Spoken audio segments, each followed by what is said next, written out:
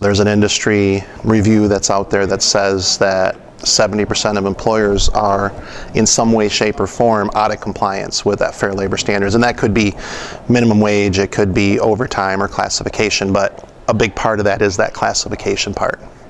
And so we just want to make sure employers have the right information. An independent contractor is an employer doesn't take taxes out of what's paid to them. They are 1099'd, and then it's incumbent upon the independent contractor to pay the taxes. However, the way it works is if the independent contractor doesn't pay the taxes, and then the IRS does an audit and determines that the employee should have classified this individual as an employee, not an independent contractor, then it's the employer who is subject to the obligation of paying the back taxes.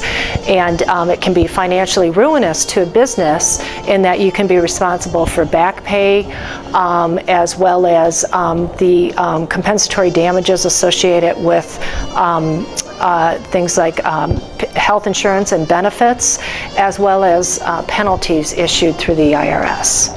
If they're classifying someone as an exempt or a salaried employee, which would mean they're exempt from overtime standards, then they want to make sure that that's correct, because if it's not, that's where you're going to get fined, and those fines are $1,000 for each instance an employee. So it's a significant dollar amount to have to take, especially for small employers who may not have the budgets. I mean, nobody wants to deal with a fine, but a small employer is going to have a lot less opportunity to handle that than a larger employer.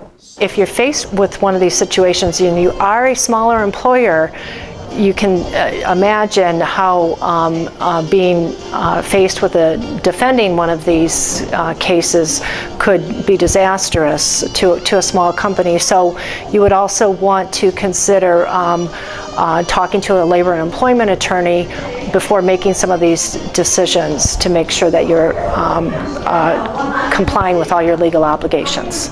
Identification of issues and prevention of issues is always going to cost you a lot less than waiting until something happens and then being in a situation where you're reacting rather than taking a proactive approach.